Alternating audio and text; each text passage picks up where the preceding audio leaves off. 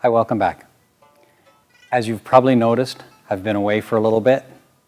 I've taken a bit of time off, and in that time off, I created a 9 DVD Blu-ray set of the entire Wing Chun curriculum.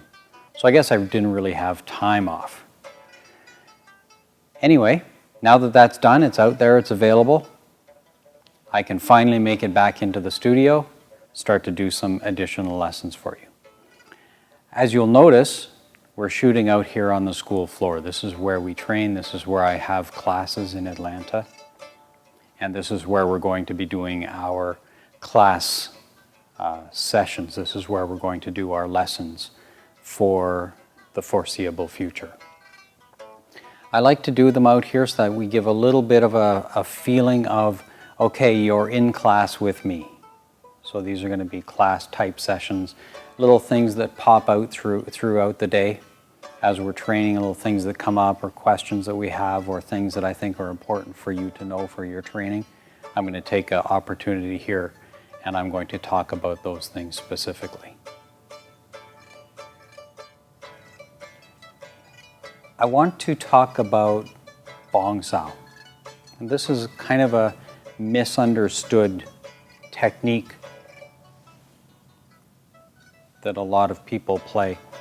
So there's a few ways to play it, a few right ways, a few ways not so right. It's really based on the context. But I want to give another look into another facet of it today. And I want to talk about how to use Bong Sao, kind of like the one that we're going to use in Chum Kiu, in the second part of Chum Kiu, when we play this part of the form. So this has a pretty specific purpose. And I want to talk about it has a few specific purposes, and I want to talk about one of them today. There are a lot, as I said earlier, a lot of right ways to play the Bong Sao. And what I want to talk about today is balance taking Bong Sao. So this one I'm going to play a little bit low. And you'll say, hey, if it's played a little bit low, you can get punched in the head. Yeah, that's possible.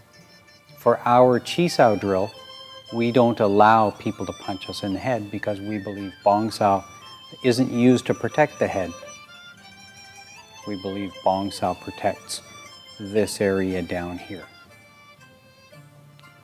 So if I'm going to do an exercise where I'm forced to do Bong Sao, then I have to have a counter rule that says if I'm going to do a technique that doesn't protect the head, you're not allowed to attack the head.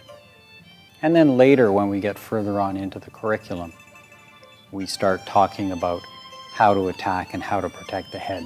But for this exercise, no attacking the head. So what I'm going to do is I'm going to play the Chi Sao. And when I put my bong, what I'm doing specifically, what I'm trying to do, is not necessarily protect myself. If I have my Bong Sao, my techniques up here, relative to us, I can be off balanced. Go ahead and off balance me. There I go. So I can be off balanced. What I want to do is put my Bong Sao in a place that I can control his hands too. And his balance. So when we play the Chi Sao, what I'm doing is not necessarily blocking his hands so he can't attack. I'm controlling his balance so he can't attack. So my bong here controls exactly into that spot where I get his balance. Then he's not able to attack, and if he loses his balance, then I get a chance to attack and hit. So it becomes a game, another style of Chi Sao, if you will, is what we'll call balance taking Chi Sao. I don't want you leaning. I want you to use your Tan, Fook, Bong. I want you to use these as tools to try and build a bridge with the other person and take their balance. or at least not have your own balance taken.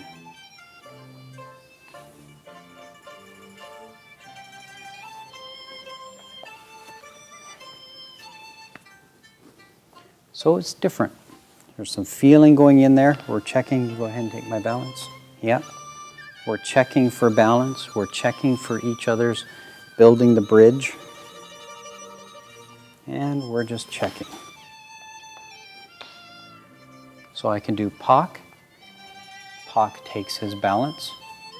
When I do my Bong, my Tan, my Phuk, it's checking to build a bridge with the intent, oh, let's do this side, with the intent of taking his balance.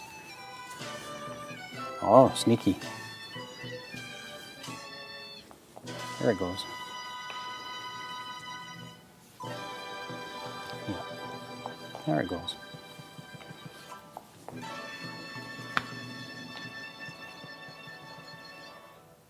So just as an extra little exercise for you, go ahead and play your Chi Sao with the intent of taking the other person's balance, of feeling your techniques, how they can build that bridge to off-balance your opponent.